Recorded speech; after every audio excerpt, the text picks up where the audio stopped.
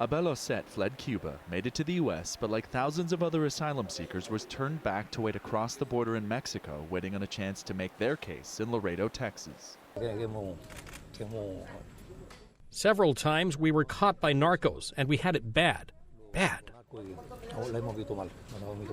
Snared in the Trump immigration policy dubbed Remain in Mexico, Oset fears going home but says he's scared to return to the unsafe streets of NUEVO Laredo because of violence driven by drug cartels. They ask for it, but when they see you don't have any and they realize you're a Cuban, things change a little bit. Oset has waited months for this day.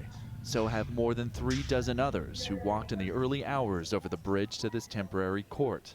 At the same time, President Trump's top lieutenants on border and immigration gave the media a tour of these temporary immigration courts, defending the Remain in Mexico policy. One, you're seeing a team effort across 4 agencies and 2 departments to run an expeditious, lawful process so that families are staying together during their process, so that they can wait in a non-detained setting for their hearing, so they're getting hearings in 3 to 6 months, master calendar hearings, as opposed to years out if they're released into the U.S. and scheduled on a non-detained docket.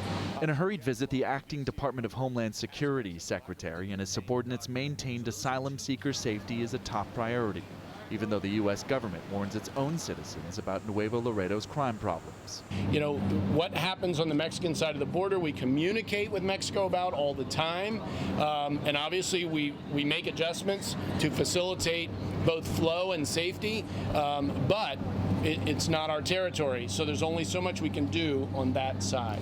Media on the tour agreed not to film faces of asylum seekers nor talk with them. Federal officials also declared the right to erase video or photos gathered by news media if journalists did not comply with the imposed rules.